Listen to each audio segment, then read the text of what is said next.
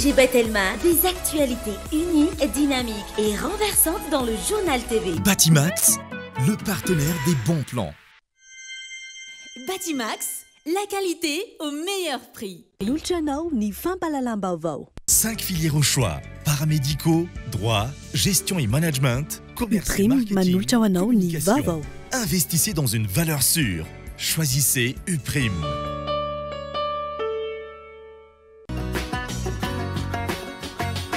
INA, plus raffiné que jamais. ITA, huilerie industrielle de Tamata, qui s'acharne tel Sulouajiv. Cara, découvrez le goût exotique de la crème de coco. Cara, le spécialiste de la noix de coco. Réalisez votre rêve d'étudier en France avec PEF. Parcours études en France, Cap 3000 Anjar.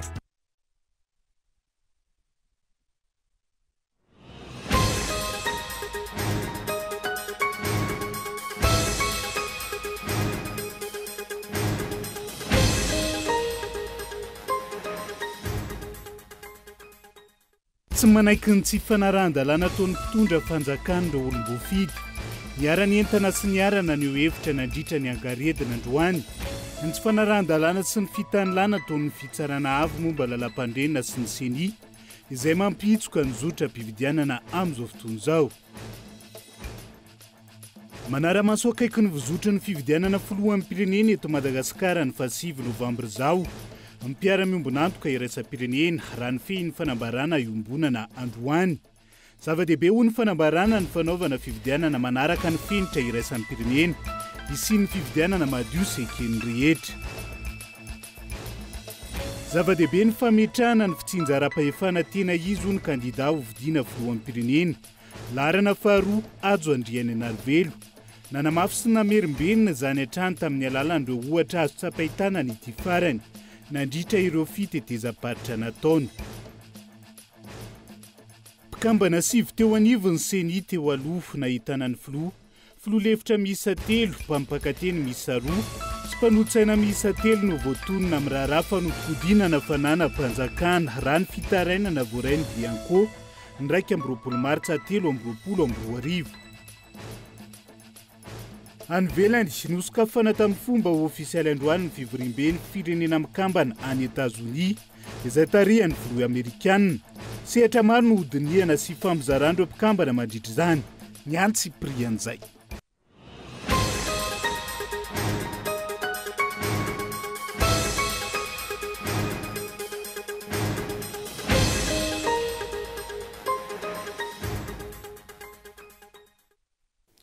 Ankafaliana hatrany tongoka lasy tongo vavy no hitsidihana indray ny tokantranonao amin'ity ala ity tonga soa ato anatin'ny fotoana ny fampalalam-baovao.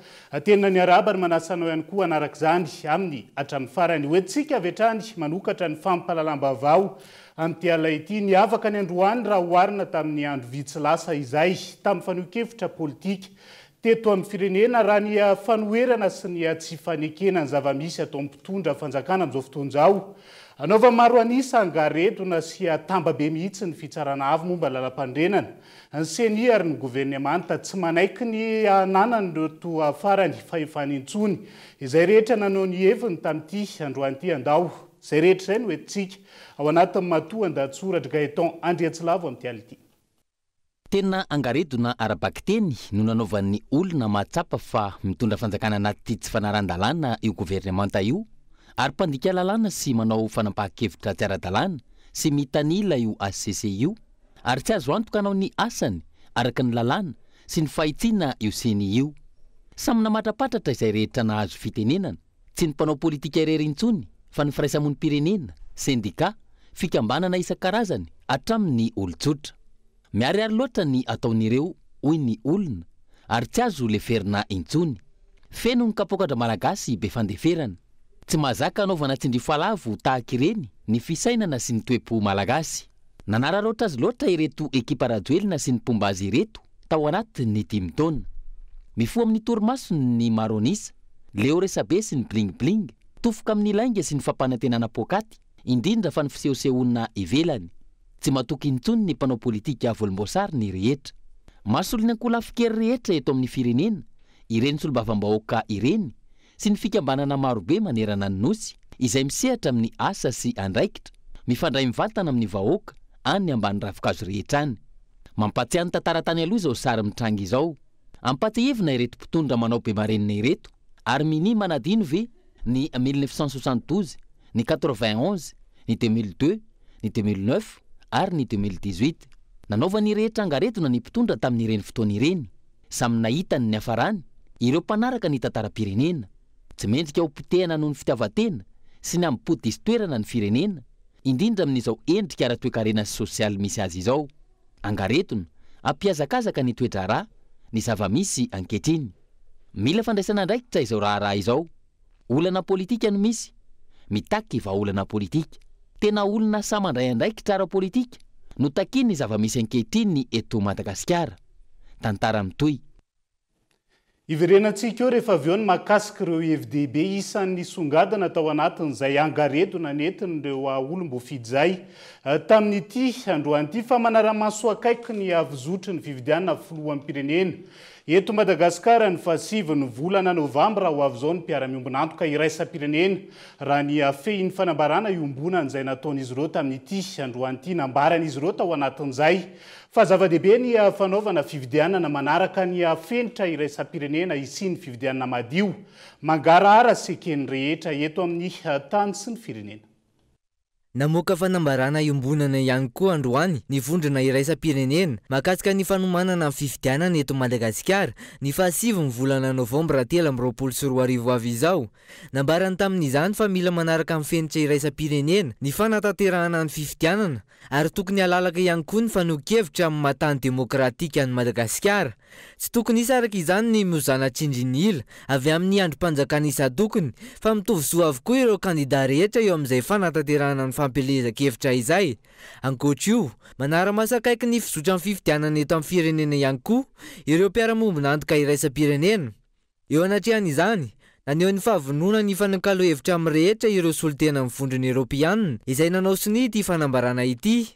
Isan'izany ny delegasion'ny vondrona Eoropeanina, ny solitena ny OIF aty amin'ny ranomasimbe Indiana, ny masivon'ny Allemagne, ny masivon'ny États-Unis, ny masivon'ny Frantsa, ny masivon'ny Japon, ny masivon'ny Royaume-Uni sy ny masivon'ny Suisse. Raha iverenana, efa nisy ny fionan'ireo kandida misy 12 mivondrona mitaky ny fanajana ny lalam-panorenana amin'izao fanomanana fividianana izao tamin'ireo solitena ny vondrona Eoropeanina monina sy miasa eto Madagasikara tena koron-drano ny 15 ny volana Septambra lasa teo.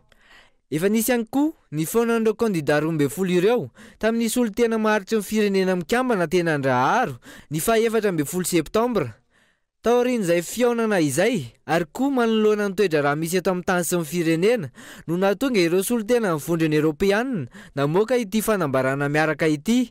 Na izany na tsy izany, isan'ny tanjona napetraka na ho an'ireo kandida misy 12 mivondrona na ho an'ireo mpamatsy vola sy mpiara-miombonantoka ny isian'ny fividianana madio, mangarahara sy ekeny rehetra ka nanana filoha voafidim-bahoaka amin'ny Malagasy amin'ny volana Janoary 2022 avy izao.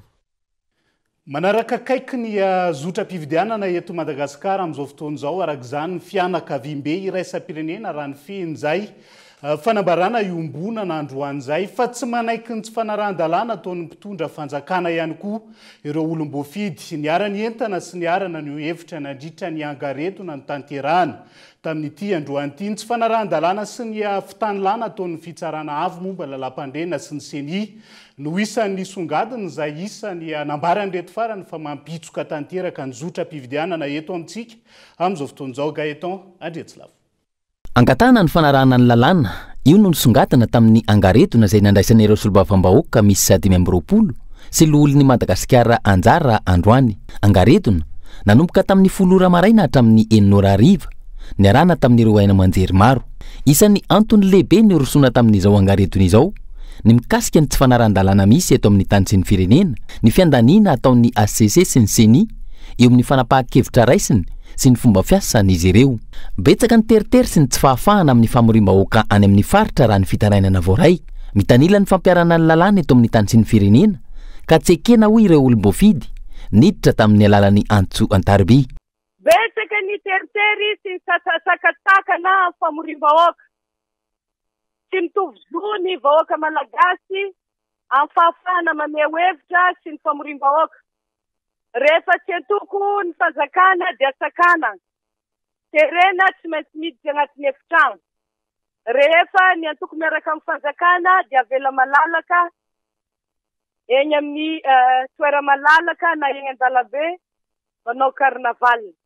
Izany dia efa agnatin'ny fanaran-dalàna ary mifanitsakitsana ny lalàna manan-kery eto amin'ny firenena.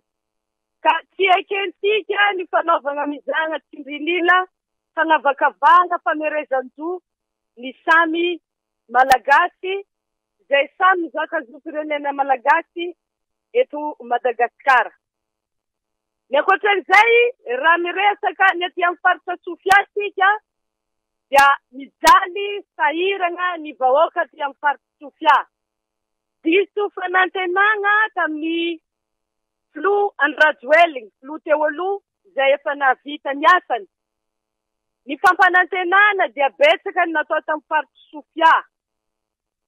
Sindriko niohatra azo lazainy amin'izany.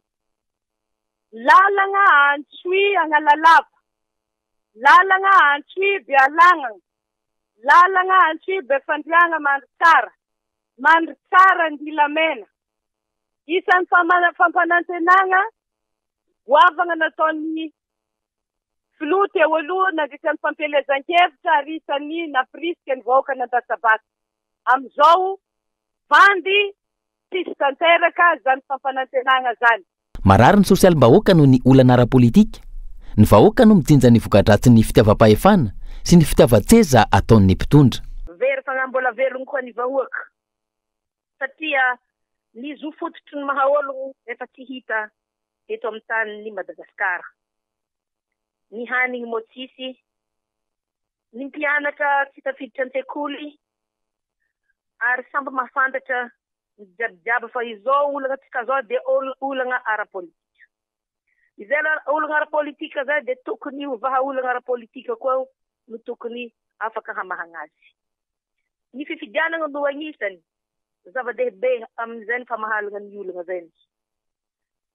Kanefa ny mahatsapa koa ny rehetrarehetra fa raha ny fifidianana zay hatao tsy agnatin'ny fahadiovana, tsy agnatin'ny mangarahara, dia mazava ho azy fa voka-pifidianana tsy madio, voka-pifidianana tsy kehiny besiny maro mivoaka eo, ka zany mahatonga ireo kandida 20 manohitry ny tsirariny ary manao zay angaredina zao mba hanaitra atsika vahoaka fa ilaigny ny fifidianana fa ilaigny fifidianana madio, magnaro-dalàna, izay kehiny besiny maro, zay no ahafahantsika hiala agnatin'izao krizy mamaivay izay misy atsika amin'izao io.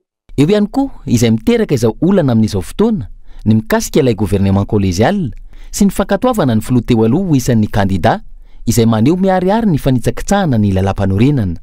Rehefa nahita n'ilay certificat de nationalité zay dia tsy afaka tsony antany an'ilay mpitsarany hoe satria lasa ohatrany hoe miahiahy azy zahay. Tsy zay ny question préjudicielle. Ny dikan'ny question préjudicielle zany raha ny lalàna, raha ny fomba fiasa iny anivo fitsarana rehefa ianao fitsarana voaray ka tsy ianao no mamoaka an'ilay certificat de nationalité ohatra dia miandry zany.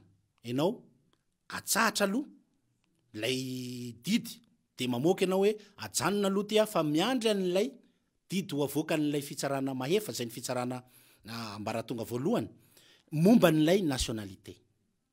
Dia miandry ianao.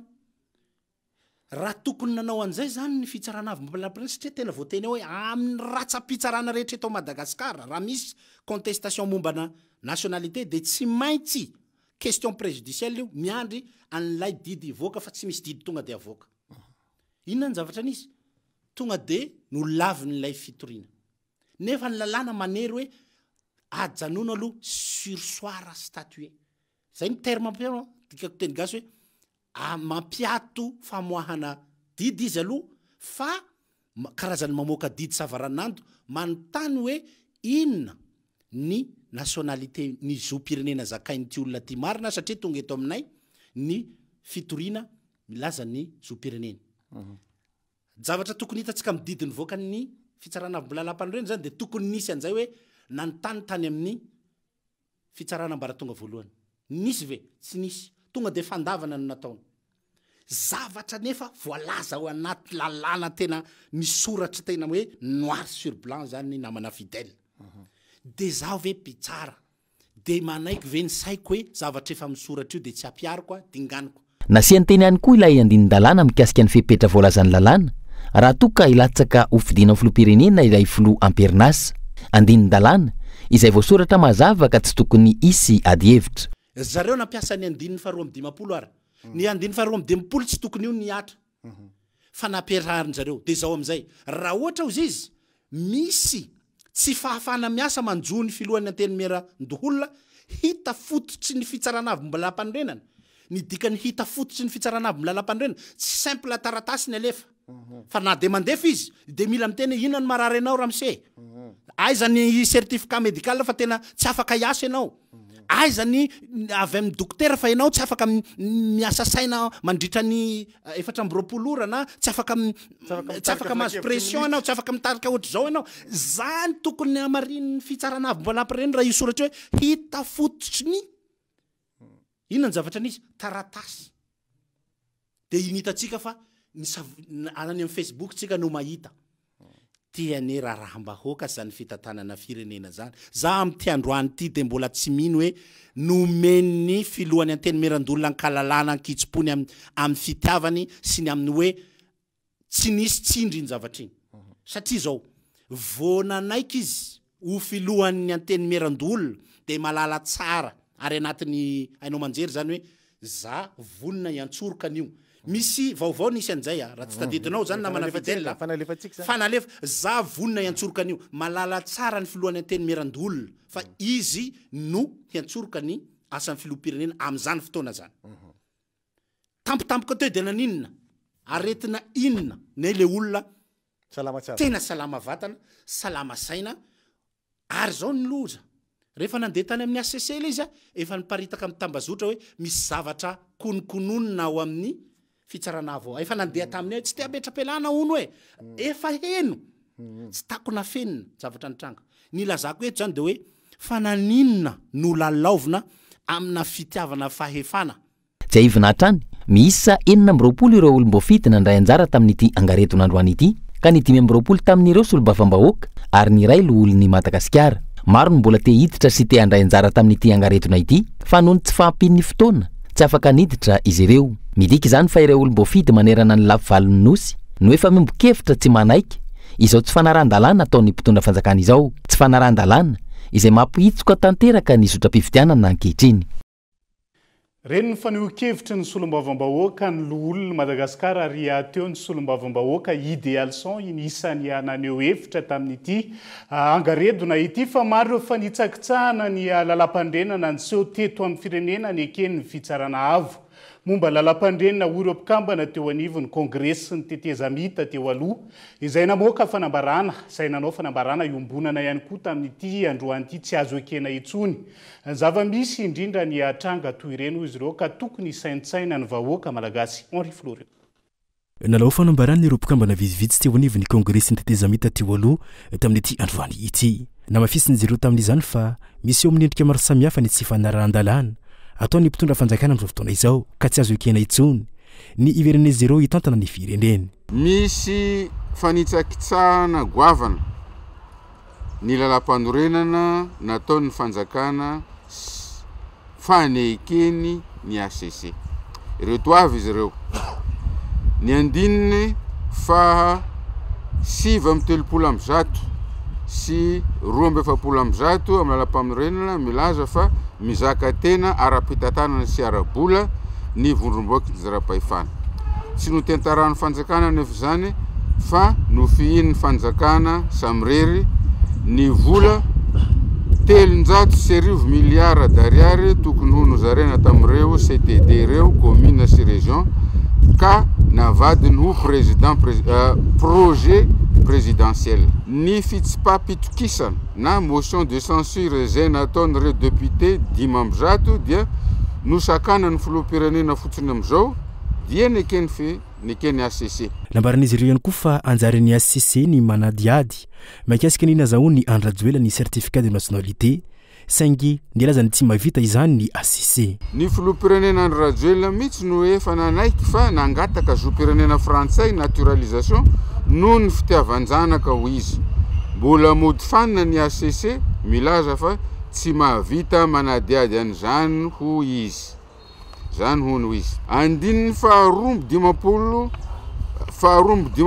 amin'ny lalam-panorenana no miteny raha misy ny tsy fahafahan'ny filoha antermenandoholo en cas d'empêchement du président du Sénat fa tsy désistement na renonciation zay vao omena ny fiaraha-mitantany gouvernementany fitondrana. Samy meloka daholo eto na ny ACC na ny filohan'ny Sénat sy ny gouvernement ankehitriny. Mandika lalàna daholo izy menaka avy ireo. Tsy azo ekena ny toe-java-misy tahaka izao raha ny fanazavana trany ka tsy tokony anaiky ireo endrika fandrikan-dalàna sy ny fanitsaikitsany ny lalam-pandorena maro samihafa ny rehetra. Zava-dehibe ny fametrahana ny afitsinja ra-pahefana tena izo ny kandida ho vidiana filohan'ny pirenena laharana faharoa ajo andriany Anarivelo nanamafy sy namerimberina izany hatrany tamin'ny alalan'ireo ohatra. Azo tsapaitana ny ity farany nandritra ireo fitetezam-paritra izay nataony raha tsy ilaza afa-tsy ny teny arivony Mamy Gaeton Andriatsilava. Isan'ny foto-kevitra lehibe ijoroan'ny kandida laharana faharoa ajo andriany Anarivelo ny fametrahana ny fitsinja ra-pahefana tena izy ahafana mampandroso isam-paritra. Tafiditra anatin'izany ny fanomezana lanja sy asina ary fametrahana amin'ny toerana tokony hisy azy ny tsirairay avy araky ny faripahaizana sy ny traikefa ananany. Ho sarotra nefa ny fanatanterahana izany sy ny fametrahana fampandrosoana raha tsy misy ny continuité de l'État na ny fitohizam-pitantanana amin'ireo rafim-panjakana misy miainga hatreny fotony ka izay tena mahafeny asa no iandraikitra izany. Nanamafy izany ny kandida laharana faharoa ajo andriany Anarivelo nandritry ny fionany tamin'ny solotenan'ny mponina tao arivony Mamo ny fahafito ny volana Jolay lasa teo. Io zany tokony hoe ireo mpiasa ao anatin'ny commune na amin'ny faritra rehetrarehetra tokony manana statut na fonctionnaire any amin'ny faritra. Satria izay koa mahafaty anazy lelesako anareo teo hoe rehefa miova ny ben'ny tanàna dia le mpitsoka sifle iny tonga dia miando trésorier. Za tsy miteny koa hoe tsy mahay izy. Tsy mitsoka sifle sy mitatam-bola tsy mitovy. Dia zay miamera zay nanohonanao dia za tsy maintsy trésorier. Za tsy misy asa ao anatin'ny commune zay ana technicienne zay olona niofana an'izany miova ny ben'ny tanàna manova ny adjoint maire izy manova an'izay staff ny miaraka aminy fa ny fitantanana raha ny commune amin'ny ankapobeny tokony hitohy foana mba tsy hapotika le administration sy ny faritra rehetrarehetra. Araka izany tokony afaka ny andraikitra raisina eny anivon'ny fiarahamonina ka ny fampandrosoana no imasoana. Makasika ny SIAD na ny crédit d'investissement pour l'appui au développement manokana tsy ny asa fanorenana na fananganana fotodrafitrasa ny tokony imasoana raha ny fanazavana fa ny fanampiana ahafahana manatsara ny sosialim-bahoaka iny fotony. Io fanampiana io izay afaka miseho amin'ny endriny maro hoy ny kandida laharana faharoa nandritra io fionana teny arivony Mamo io hatrany. Tokony ampitomboana ny vola tantan'ny ben'ny tanàna sy ny ambony anatanterahana izany fa ny volan'ny député dia tokony atao mazava tsara ihany koa hoe anampiana ny sosialim-bahoaka sy ny fahasahiranam-bahoaka amin'ny ankapobeny satria solombavam-bahoaka izy fa tsy mpanao fotodrafitrasa koa no asany. Ina moa zany ilana inatsoa moa zany mahasamy hafa ny gouvernement sy ny assemblée sy rehetrarehetra raha samy manao sekoly daholo samy manao an'izao daholo tsy mety ena zany fa tokony hovaina io tokony jerena hoe misy fikambanana mbehivavy dia tsangana ara-dalàna député tokony manampy amin'ireny. Misy fikambanan-dehilahy tsy misotro toka mihitsiny dia reny tokony ampiany député ao anatiny eo. Dia misy mpanano tena rehetrarehetra manana tatsaha sy ny ambiny rany ohatroatra izany. Misy tanora dia hianatra sy ny ambiny misy reny tokony hojerena ao anatiny reny tsisy mijery. Reny tsisy androany politika mpanjakana tsy mahita an'ireny nefa sombavamboaka akaikeo afaka manao an'izay. Isan'ny singa tsy azo ialana ahafahana mampandroso ny faritra tsirairay avy miainga eny fotony ny fampiarana ny fitsinja ra-pahefana tena izy. Maro tamin'ireo olona solotenan'ny fikambanana mpanao politika sy ny maro hafa no efa resy lahatra tamin'izany nandritra io fionana teo arivony Mamo io. Mampatsiahy ihany koa ny kandida laharana faharoa fa io fitsinja ra-pahefana tena izy io no isan'ny voiziny sy maharesy lahatra azy ampivoatra ny firenena malagasy. fa tsy vita amin'ny ministerany serasera sy ny kolotsaina nametraka sy nandrafitra ny ANRCM manano autorité nationale de régulation de la communication médiatisée eto Madagasikara ka ny eo anivony CENI no isana ny andraikitra hoy ny filoalefiny tamin'ity androany ity namafisiny tia filoalefitry ny CENI ity ihany koa fa tsy mbola mipetraka hatreto ny fatokisany mpisehatra rehetra azy ireo. Henri Florian nanamafy ny filoalefitry ny CENI androany fa tsy avy amin'izy ireo no sakana tsy nahafahana nametraka ny ANRCM. Ny eo anivon'ny gouvernement tanovato misakana tsy nahafahana nametraka izany ANRCM na ny autorité nationale de régulation de la communication médiatisée eto Madagasikara ity. Ny ANRCM izay mandray anjara feno amin'ny fanaraha-maso ireo NVAC-jery miankina amin'ny fanjakana na tsy. Raha ohatra ka tsy voatsangana ny ANRCM tamin'ny fotoana tokony nananganana azy tsy avy aminay zay aloha ka zava tsara tsy ny CENI tsy te hanangana fa rehefa tsy voatsangana izy dia mazava na ray lalàna hoe amin'ny vanim-potoam-pifidianana dia anjaran'ny CENI no miantsoroka ny raharaha miantsoroka ny andraikitry ny ANRCM zany hoe ny CENI avy hatrany ny tonga dia ANRCM tsy aivina isan'ny andraikitry ny ANRCM raha araka ny voalazan'ny lalàna ny fitsinjarana ny fotoana ahafahana manatanteraka ny fampielezan-kevitra eo anivony NVAC-jery mpanjakana ataon'ireo kandidat tsirairay avy andraikiny ihany koa ny manaramaso ny fampiasam-bola ampiasain'ny CENI amin'ny lafiny serasera mba tsy hisy fitanilana fa eo ihany koa ny andraikitra maro tsy voatanisa. Ankoatr'io nanamafy hatrany ny filoalefitry ny CENI androany fa tsy mbola mipetraka araka ny tokony ho izy ny fahatokisany ampiantsehitra sy tokony ny asan'izy ireo na eo aza ny ezaka efa natao. Ka izay nge dia tamin'ny voalohany volana Desambra taona 2021 nanao fienianana zay dia nametrahan'olona fanontaniana mihitsy hoe inona ny tena asa maika indrindra dia hoe ny fametrahana ny fifampitokisana dia mbola manapirofo zany zao roa taona teoriana fa mbola mila mafisina zay fametrahana ny fifampitokisana zay. Efa telo ny dialogue vita hiditra amin'ny fahaefatra tsika ozy izy ianao atao tsy misy vokany dia apetraka ary ny fanontaniana ary raha tsy nanao dialogue mihitsy dia ahoana fa ho amanokana na hanao dialogue indimy inenina impolo tsy han'ny olana fa mila jerevana aloha hoe fa inona moa ny voalazan'ny lalàna dia indraindray mantsy misy mametra-panontaniana io resaka hoe le lalàna nge tefitefenareo amin'izay mampetenareo dia alohaloha azava ny resaka tsy iza inona nefiny lalàna ny lalàna ampiasaintsika mila fatarina hoe tamin'ny fotoana manahoana nametrahana azy iza nametraka azy raha izay ny fomba hitenenana azy fa tsy izay nametraka zahay zany tsy manao afa-tsy ny manaja an'le lalàna. Raha ohatra misy mangataka ny hoe raha vao ny CENI zoan'le olona ngeny mangataka an'izany raha ny zoma izao no tokony ampiantso ny mpiantsehatra amin'ny fanomanana ny fikirakirana ny fifidianana indray ny eo anivon'ny CENI na emotra amin'ny fotoana mbola tsy fantatra izany noho ny antony maro samihafa. Raha nitatra amin'izay tsy lina amin'ny fampiantsoana ireo mpiantsehatra isan-tokony noho ny fahitana fa tsy raisy ny CENI akory ireo soso-kevitra sy ny tolo-kevitra maro samihafa omeny ireo mpiantsehatra. Amin'ny fomba hoana moa no atokisana ny CENI raha ny fomba fiasa amin'izao fotoan'izao izay efa hitondrandreo mpisehatra tsikera maro ankehitriny.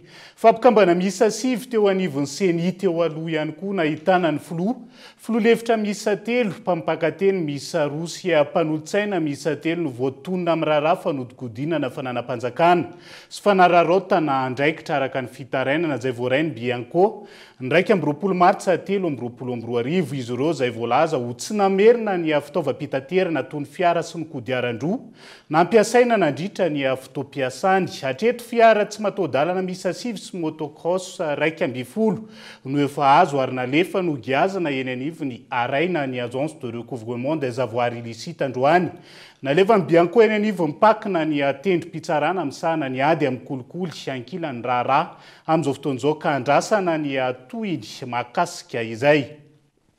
Tontolon'ny fampianarana ambony ny raharaha CSS amin'izao fotoan'izao anaovana raha matahora sy rahonana ankolaka ireo mpampianatra pikaroka sy pikaroka mpampianatra mivondrina ao anatin'ny CSS mitaky ny zony amin'izao fotoan'izao manoloana ny fitakiana ataon'izy ireo izay niteraka fampiatona ny fampianarana eny anivon'ny université efa ho iray volana izao. Zony takiana ho izy ireo izay nilaza ny tsy emotra amin'ny hetsika ratsy mivaly izay fitakian'izay Hilary Nasonien.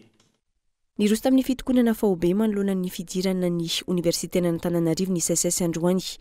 Tsy hemitratra amin'ny farany amin'ny fitakiana na misy aza ny raha-matahora sy ny fandrahoana natao azy ireo ankehitriny raha nambaran'izy ireo androany. Iray amin'ireo 10 tamin'ny fitakiana no nivaly hatreto ka nanizingizina ny anohiatran'ny hetsika izy ireo. Remarque anareo koa teo ambany teo nisy dia tsy vitany hoe tsindry le izy fa tena raha-matahora miaraka amin'le fandrahonana zany amin'ny présidentanay dia natrihan'ny olana zany ve dia resaka fandrahonana ve no valy teny omeny ny mpitondra fanjakana dia noho izany mijoro zay tsy manaiky zay anaovana zany.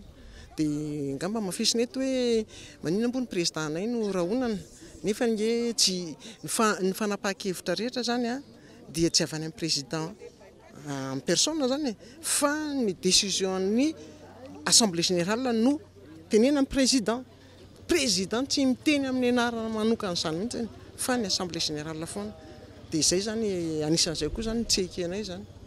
Ray amin'ny folo zao no mivaly fa zay tsy hemitra raha tsy ny folo no azo zany hoe mila vahaolana maika kosa aloha iverena amin'ny fampianarana fa zahay tsy hemitra mihitsy raha tsy mivaly tanteraka ny fitakian'ny SSS. Tsy ionona amin'ny fampanantenana ka mila valy matotro zay vao miverina mampianatra. Amin'ilay fitakianay tamin'ny Conseil national 8-9 juin mazava be nge ilay fitakianay ary fantatra fitondram-panjakana daholo dia rehefa mivaly ireo dia miverina mampianatra zahay. Tsy fanakorontanana na fanimbanana ny fampianarana araka ny lazain'ny maro ny antony fitokonana hoy ny mpikambana eo anivon'ny SSS fa fitakiana Izo sy ny Asinda ary ny hoavin'ny fampianarana. Ny fampianarana raha fampianarana tsy zarizary ve no ataonay dia zany koa nge tsy hanao fampianarana tsy zarizary zay fa raha amin'izao tsy fandraisan'ny fitondrana ny andraikitrany eo anatrehany tolona ataonao izao dia noho izany zay kosa mijoro zay mba tsy ho fampianarana tsy zarizary no anaovanay ety. Dia amin'izay man tsy misy miteny hoe ataonareo sorona ny mpianatra, ataonay sorona ny mpianatra raha fampianarana tsy zarizary no anaovanay ety. Tsy manao an'izany zay. Fitiavanay ny asin'ny fampianarana sy ny mpianatra. Angamba tsy misy tsy malala fa zany hoe fampianarana zany c'est le plus beau métier du monde. Efa polo taona zay nampianatra tao fantatray zany tsy ngamba tsy ny olona avy ivelany tenenay an'izany ka noho izany kosa ho an'ny hoavin'ny fampianarana mihitsy ny joronay. Tsy ahivina teboka maro no notakin'ny SSS tao anatin'ny iray volana mahery nampiatoana tanteraka ny fampianarana teny anivon'ny anjerimanontolo izay na ny université maty. Isan'izany ny fandoavana ny tambokaraman'ireo vakaterma nandritry ny 7 taona. Antony nanamafisin'izy ireo fa tsy amerina ny fampianarana amin'lohan'izy izy ireo raha tsy mivaly zato isanjato ny fitakiana. Dia izay ihany koa no entsika amin'ny sento vetivety ao anaty doka fo iverenantsika ny toetra raha-pirenena sy ny tontolo ny fividianana ireo fiaveo io ihany koa ny misy histoire diaspora malagasy any Frantsa sy ny asa soa izay ho ataony eto Madagasikara amin'izao fotoana izao rehefa avy eo no anarahantsika izay mandra-pitafa vetivety avy.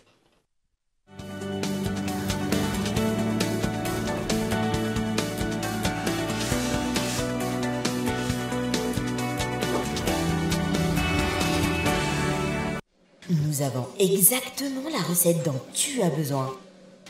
Mets d'abord une bonne dose de crédit d'appel national, international, des SMS. Rajoute de la data. Encore. Voilà. Tu mélanges. C'est prêt. First Premium Plus, le mix parfait pour rester connecté. À 15 milliards seulement. Tape le dièse 322 étoile 92 dièse.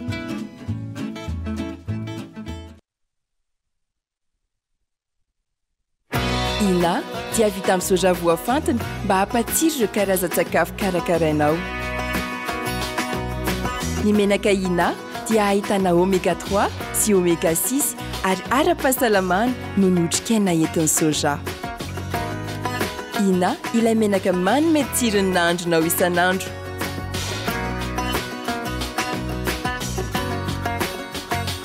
Ina, plus raffiné que jamais.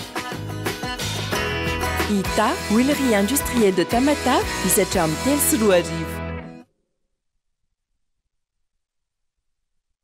Université PEF. Parcours études et formations. 3 filières au choix. Informatique, 2 options. développement d'applications et web, réseau et base de données, droit, diplomatie et relations internationales, management et administration des affaires pour obtenir les diplômes de licence et master suivant le système LMD. Admission sur sélection de dossiers et entretien. Inscription ouverte au Cap 3000 Anjar. Contact 038 45 085 85 020 85 085 85. En choisissant l'université PEF, vous misez sur le changement, l'innovation et l'excellence. Université PEF, l'excellence à portée de main.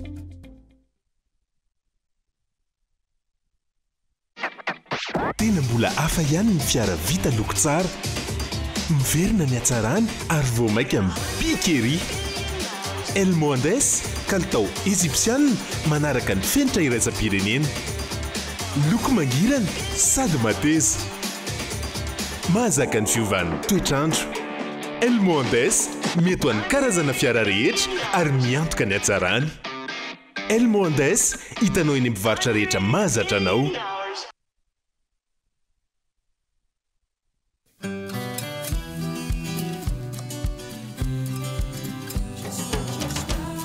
Fer 5. Calcium et vitamine A avec une bonne dose de rire. Une recette source de 4 nutriments essentiels. Parce qu'il faut de bonnes choses pour bien grandir. La vache qui rit parce que c'est bon de rire.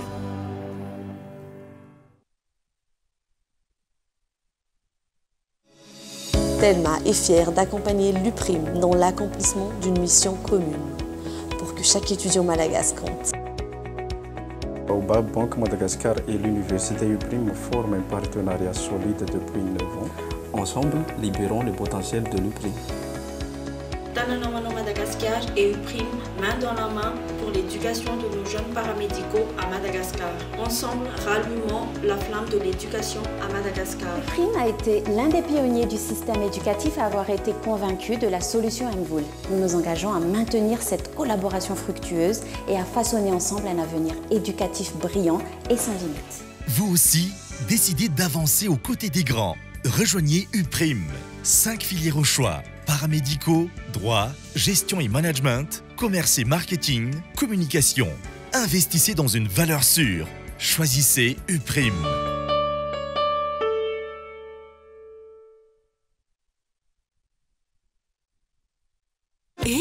Fahilac ilay koba efa misy ronono sady tonga dia efa vonona mety be ho an'ny ankizy satria tena be otrikaina misy vitamine 12 sy mineraly 4 sady be fer sy calcium ary sady nona koa ny koba katsaka Fahilac matsiro aoka izany sady tena tiany ankizy ery na koba barim-bazaha na koba katsaka mahameriny miara lehibe amin'ny Fahilac. Fahilac mampitombo ny ankizy amin'ny mpifaliana foana.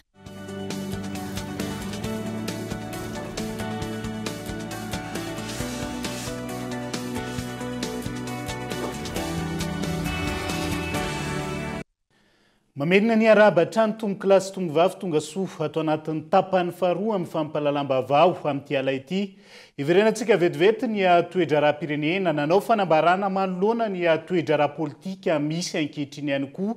Ndrody be ny mpanohitra ho an'ny demokrasia eto Madagasikara ho an'ny faritany ny toliara isan'ny takin'izy ireo. Ny fandravandreo ho an'ny mpanjakana mijoro izay isan'ny mahatonga ny savorovoro eto amin'ny tany sy ny firenena ankehitriny manoloana andreo tsy fanarahan-dalàna sy tsy fanajana ny lalam-pandrenana ankehitriny. Bonhomme Maëlysée, Kulturiara. Fanambarana izay rodobe ny mpanohitra ho an'ny demokrasia eto Madagasikara ato amin'ny faritany toliara dia manao izao fanambarana izao. Manoloana ny toedra ara-politika mafana misy ankehitriny eto amin'ny tany sy ny firenena. Voalohany, toerina ny fantsakitsahana miverimberina ny lalam-panorenana ataon'ny mpitondra fanjakana amin'izao fotoana izao. Faharoa, takena ny fandravana ny HCC fitsarana momba ny lalam-panorenana sy ny CENI vao miara-pirenena mahalentana amin'ny sanan'ny fifidianana ary ny gouvernement tarihin'ny Prime Ministre Tsay Kristia izay vokatry ny fanonganam-panjakana anatiny nisy. Fahatelo, mitondra antsika mpiray-tany razana mba hahatsiaro tena tsy voarebirebi ny mpanambola. Ho tandrovana hatrany ane ny fiandrianam-pirenena masina ny tany razana natao Tetoliara androany 7 septambra 2024. Ho fanamafisana ny demokrasia sy ny fahalalahana maneho hevitra eto Madagasikara mandritra ny vanim-potoana ny fividianana no amafisina ny fampiofanan'ireo mpanao gazety sy ny fifamizarana trakefa ahafahana manaraka araka ny tokony ho izy amin'ny vizotry ny fividianana ny volana novambra ho avy izao. Mahazo laka amin'ny fampitambava hatrany amin'izao fotoana ireo tambazotra izay manomevana ny vaovao tsy marina sy tsy voamarina araka ny tokony ho izy. Ny fanamafisana ny trakefa ny mpanao gazety no ahafahana miatrika izany indrindra amin'izao vanim-potoana ankatoky ny fividianana izao. Dia eo ihany koa ny fifanakalozana amin'ireo tompon'andraikitra rehetra amin'ny resaka fifidianana na efa nisehatra teo amin'ny fifidianana dia izay no izarana mba ahafahan'ny mpanao gazety zany manao tsara ny asany mandritra ny fotoana mialohan'ny fifidianana mandritra ny fifidianana ary aorian'ny fifidianana satria raha antsika malala moa fa amin'izao fotoana izao efa tsy ny mpanao gazety rery no manana ny atao hoe afaka mizara ny vaovao efa maro ny olona afaka mizara vaovao nefa hafa ihany izany hoe matianina izany ary ny mpanao gazety no matianina amin'ny fikirakirana vaovao dia tsara foana mandray ireo traikefany teo aloha sy ny mahafantatra bebe koa ny tontolo manodidina an'ilay fifidianana. Tanjona amin'ny fampiofanana ny fanamafisana ny demokrasia sy ny fahalalahana maneho hevitra raha nambaran'ny OIF na ny Organisation Internationale de la Francophonie. Andrasana amin'ireo mpanao gazety amin'izao vanim-potoana ny fifidianana izao ny ampiakatra ny lentany ady hevitra ho an'ny olom-pirenena tsirairay avy. L'idée étant de rappeler tanjona amin'ny hetsika ny fampatsiahivana ireo mpanao gazety fa misy ny déontologie sy ny etika ambonin'ny fahaizana ananan'izy ireo. Ho an'ny OIF manokana ny fanarahana sy ny fanosehana fampiofanana tahaka izao no ahafahana manatsara ny asa fanaovan gazety mandritra ny zotram-pifidianana mba tsy eo ampefy ireo mpanao gazety fanaraka amin'ny antsakany sy andavany ny raharaha tahaka ny voalaza teo aloha. Et que les journalistes ne se transforment pas en boute-feu mais plutôt en bon accompagnateur comme l'a rappelé d'ailleurs le directeur général de la communication. Tontosa androany tetsy ankirana ny fampiofanana ireo mpanao gazety avy amin'ny trano fanaovan-gazety samihafa avy eto Antananarivo. Fampiofanana izay niarah-miasa amin'ny Action Média Francophone Madagascar toanany OIF. Fa isan'ny mahatonga ny korontana mialoha mandritra ary aorian'ny fividianana ny fandikan-dalàna izay ataon'ireo rafitra napetraka hony fa nihokevitra ireo vondrona mpanaramaso ny akaiky ny fividianana amin'izao fotoana izao. Tokony anaraka ny fitsipy-dalao mifehy ny fividianana avokoa manoloan'izany ireo tompon'andraikitra rehetra eto amin'ny tany sy ny firenena hisorohana ny korontana sy alana amin'izay ahiatsy hiavanan'izay. Daniela Mino Arso. Tokony hazava ny fitsipy-dalao amin'ny fifidianana filoham-pirenena izay ho tanterahana ny 7 volana novambra ho avy izao ka tsy amin'ny alalan'ny alabato no azona ny fitantanana ny firenena. Hoy ny mpikambana isan'ny mpanaramaso akaiky ny fifidianana raha naneho ny heviny androany. Ny fanarana ireo lalàna mikasika ny fifidianana izay zava-dehibe ary tokony arahany ny tsirairay avy hisorohana ny korontana mety hitranga. Tahaka ny lelazaitsika teo sport io dia misy discipline, misy fitsipika, misy lalàna mifehy ny fiarahamonina sy ny hoe raha ohatra demokratika dia hoe ny fahefana rehetra dia alaina amin'ny alalan'ny maronisa zany sy tokony hoe fa indraindray ataoko hoe mampisalasala ny olona hoe izay marina ve ny tena zavatra mitranga dia lasa mampisy ahiahy be. Misy koa moa ny olona dia tena hoe tsy mahazaka resy na hoe misy ny mieritreritra mandakariva rehefa fifidianana dia tsy maintsy alakalatra vaty sy ny fitsipika tsy manaraka ny fitsipika no azonan'ilay izy. Amiko zany mampoera mampitaiza koa dia ny hoe raha mpanao tena hoe olom-pirenena dia aza hoe amin'ny alalan'ny halatra no azonan'ny fandresena. Tsy mety izay amin'ny sport zany, tsy mety mitrisy ianao vao andresy. Tokony andraikitra rehetrarehetra koa tokony hanaraka n'ilay fitsipy-dalao hoe izao no asan'ny mpitsara salamanao sport izao no asany araky ny fitsipy-dalao no anatanterahana n'le fitantanana n'le lalao dia misy fitsipika dia arahana arak'izay fa tsy hoe izay tianana izay mahafinaritra no atao fa ataoko hoe ilay fitsipika napetraka. ankilany tokony hifanaraka amin'ny rafitra ihany koa ny olona apetraka hitantana ny rafitra iray ialana amin'ny ayatsy havanana ho iatrany ny fanehoan-kevitra institution zany ireo no zany dia tokony hoe ny conscience ny ty apetraka amin'ity ianao raha nianatra ny momba ny lalàna dia hoe ny mpitsara dia ny lalàna sy ny conscience no manapaka ny fanapahan-kevitra araky ny filaza dia hoe nanaraka ny lalàna izy fa ny conscience ny ve ny fanaraka amin'izay koa any le fanontaniana zany ny tiako hitaizana antsika vahoaka malagasy eto dia hoe misy rafitra eo fa hoe le rafitra ajaina fa ajaina koa zany le hoe olona apetraka amin'le rafitra hoe tsy fantatra ohatra lalao foana moa zany atao saika le baolina hoe le sport hoe ohatra hoe tsy fantatra zatra tsara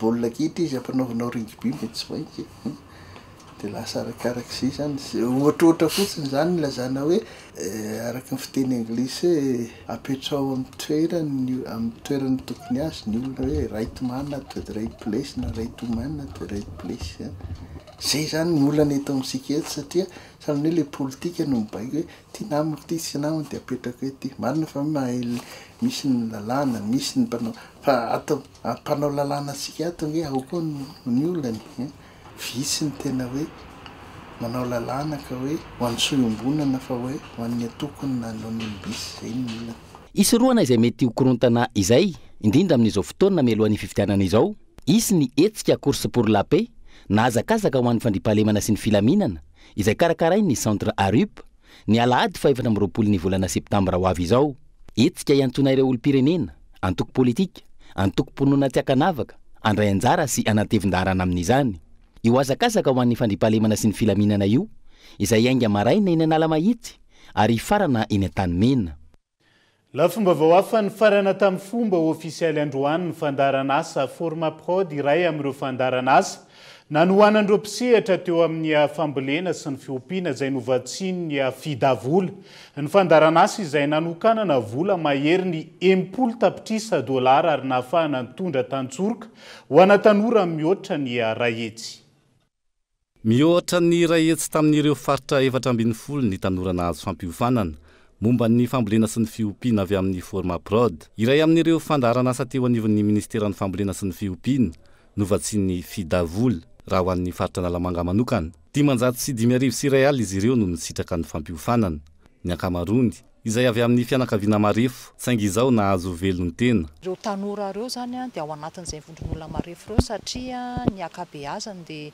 nitsokan-daharana tamin'ny fianarana ny akabeazany tsy manana diplôma any amin'ny klasy fahasivy akory fa aty amin'ny klasy fahadimy any amin'ny ataontsika hoe klasy fahaenina fahafito fahavalo fahasivy raha lasa lavitra indrindra zany ireo tanora reo ary misy ary ny tena hoe tsy mahay mamaky teny sy manoratra izay ohatra ny hitantsika any amin'ny faritra Menabe, faritra Melaky, faritra Moronmania ihany koa misy ny akabeazan'ireo zany hoe ny atsasany manila mihoatra no efa manana ataontsika hoe velotena raikitra ary velotena ihany koa mendrika satria mahatratra ny ataontsika hoe farany ambany raha ny resaka mikarama zany no resahantsika na ny faranaza araka izany ny tetikasa izay nanomboka ny taona 2024 hiseho amin'ny endriny mazava ny fanohizana ny tatsoroka ho an'ireo tanora indrindra ny mpisitraka voalohany ny fanomahana ireo tanora hiatrika ny sehatry ny asa ary ho lasa mpandra-ramatianina anatin'ny sehatry ny famokarana efa misy ihany koa ny tetikasa hanohizana izay fiarahan-dalana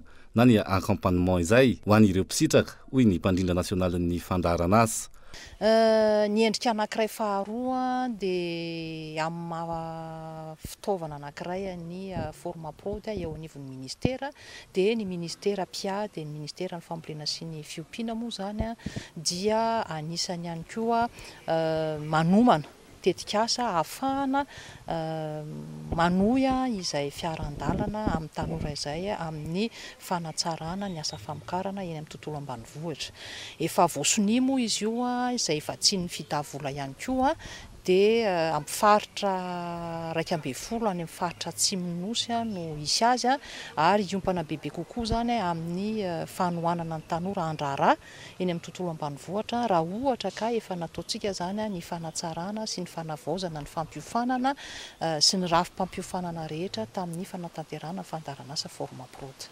Ny faritra Nalamanga araka izany androany no namarana ara-pomba ofisialy ny tetikasa forma prod ary toy amin'ireo faritra 13 ambiny mitentina 720 tapitrisa dolara raha tsy aivina ny volana nanatanteraka ny tetikasa ho an'ny taona 2014 hatramin'ny taona 2020. Ao anatin'izay fampivoarana ny tantsasiny manodidina izay nomena fiofanana natsarana ny fambolena fary ihany koa ireo tanora ao Manakara amin'izao fotoan'izao fiara-miasa eo amin'ny fikambanana tsy miankina sy ny OIT ary n'orinasa mpamokatra etanol ho an-toerana izay andray an-tanana ny vokatra fary avy amin'ireo tanora ireo ny ananana asa mendrika ho an'ny rehetra no tanjona raha ny fanazavana ny tompona andraikitra tao anatin'izay Gaeton Andretsilavo.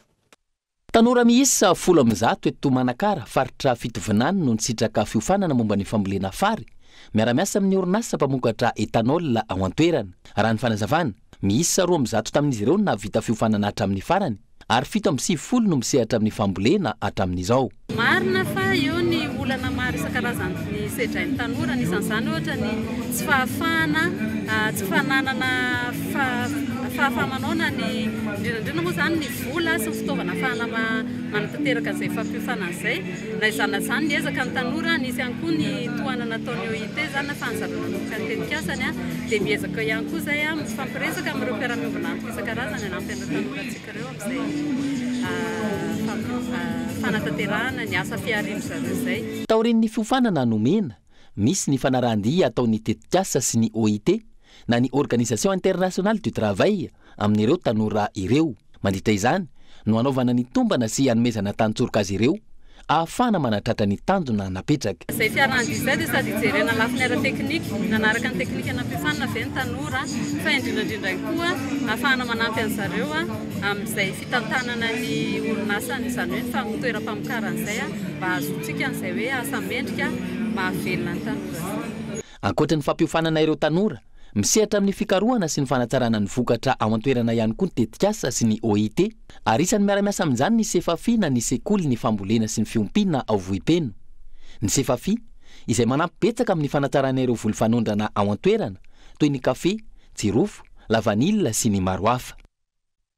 Itody vetivety any Mahajanga sika ao anatin'ity vaovao manaraka ity. Tafiditra ao anatin'ny hetsika sosialy nataon'ny polisy pirenena ao an-toerana ny fanomezan-drano maimai-poana ho fanombohany izy ireo ny fanamariana ny 12 taona ny polisy pirenena raha ny eo amin'ny hopitaly eo Mahajanga azo lazaina ho ampy raha ny tahirin-draha hatreto saingy any an-tanana trano ny mpiarabelona nomeraha hoy ny tompon'andraikitra ny an-toerinanja Robert Kolo Mahajanga. Tsy amidy ny raha eny amin'ny hopitaly raha ny fanazavana noentiny tompon'andraikitra misana izany eto Mahajanga saingy misy sara ny tsy maintsy aloha kosa amin'ireo pitsopitsony sy ny analizy amin'ny fampitoviana ny sokajin-draha ho an'ireo marary izay mila izany. Hatreto dia azo lazaina ho ampy ny tahirin'ny raha ho an'ny hopitaly eto Mahajanga raha ny fanazavana no ireo tsara sitrapo izay mihamaro manome io raha io amin'izao fotoana izao. Raha eny amin'ny hopitaly dia tsy vidiana fa misy ny analyse kely ny test de compatibilité zay ny analana sarany kely 10 000 ariary fa tsy vidiny raha lio mihitsy tsisy hoe mividy lio zay ny amin'ny hopitaly iarahantsika malala moa manome lio manome aina ny lio dia tena mahavelona anisany manavitra olona amin'ny hopitaly eto Majunga fa hatreto aloha mbola maharaka fa na dia misy kely ndraiky sasahirana fa maharaka izy. Ho an'ny eto Mahajanga ny sokajin-draha mihiba no tena sasatra araka ny fanazavana dia ny 70% n'ireo mpanome raha saika manana sokajin-draha miabo avokoa. Ny lio ny zay rehetra manana sokajin-draha negativa io ny tena sasatra fa indrindra amintsika malagasy 60% tsika malagasy mitonga le positif. Ohatra hoe O résiste négatif, ohatra A résiste négatif. Fa zay résiste positif dia tsy dia manahirana loatra. Ka ny manome lio dia mahasalama dia manentana antsika rehetrarehetra mba samby tonga ny milio satria raha tsisy lio eo amin'ny toerana fitehirizan-dra amintsika eto lasa zavapoana maro ny tsy avitra amin'ny hôpitaly. Manome ra manome ainy ka ho fitsinjovana ny mpiarabelona izay mila io raha io dia nisy ny etsika fanomezan-dra maimaim-poana izay nataon'ny polisy-pirenena eto Mahajanga tafiditra indrindra ao anatin'ny fanamarian'izy ireo ny 12 taona ny polisy-pirenena. Zay manome ra manome aina ary misy ihany koa ny fahasalamana azo amin'ny azay fanomezan-dra zay fa vola manodidina ny 500 sy 500 sy 2,000 euro no natokany misy émisteur diaspora malagasy izay voafidy tao Frantsa tamin'ity taona ity anaovana asa soa eto Madagasikara. Isy ohatra ny fizarana fitaovam-pianarana ho an'ireo ankizy any amin'ny faritra Atsimonosy. Isan'ny tanjona amin'ny hetsika ny hitazonan'ireo ankizy tsy hiala andaharana an-tsekoly ny elahy na 900. Ankizy misa 700 amin'ny tapana Atsimony Nosy no isitraka fanampiana fizarana fitaovam-pianarana avy amin'ireo misy émisteur diaspora voafidy tamin'ity taona 13 ity. Tanjona ny hetsika ny hitazomana ireo ankizy any an-tsekoly amin'ny fanampiana ireo ray aman-dreny amin'ny fampitaovana. Ireo sekoly tena marefo no anaovana izao hetsika izao raha ny fanazavana ireo mpikarakara. Eo amin'ny 10 andro eo ny anaovanay an'ilay maximum zany eo ny anaovanay amin'ilay le any province zany hoe mandeha zay tanàna anankiray Atsirabe dia eo amin'ny sekoly dia ny Ampitsoniny mandeha tanàna anankiray Ambositra dia mijanona dia Fianaratsoa dia ainsi de suite ohatran'ny Toliara zany dia miverina ohatr'izay ihany. Miezaky ny zay tena priorité zany nijerevanay tamin'ny 4 taona tany nandeha tany amin'ny faritra Toamasina dia faritra Mahajanga tamin'izany fotoana zany aloha hoe satria tany no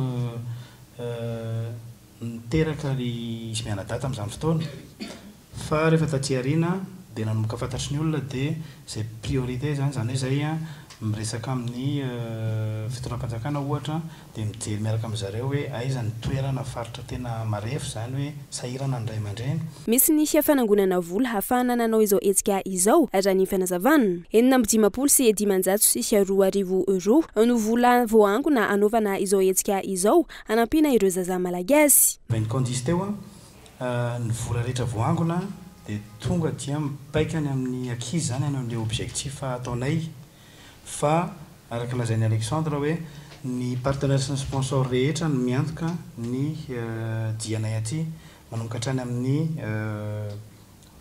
avion, billet d'avion, ny hébergement, restauration. Ireo vola ireo zany voangona tonga dia vidianana fourniture scolaire dia fourniture scolaire ohatr'izao zany ny hozarana ihany.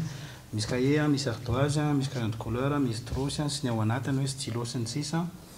Indrindra fa fidiram-pianatra zao antsika rehetra samy ray aman-dreny mahafantatra hoe amin'izao fidiram-pianatra zao tena sarotra ny arolafo ny kojakojan'ny fitaovam-pianarana. Malagasy ary teraka teto Madagasikara avokoa ireo voafidy ho misy émisteur ireo. Tamin'ny teo amin'ny 14 taonany izy ireo no niazo an'i La France ary izao nandray anjara tamin'ny fifaninanana izao. Ka niverina eto an-tanindrazana indray anao asa soa amin'ny mpiarabelona izao.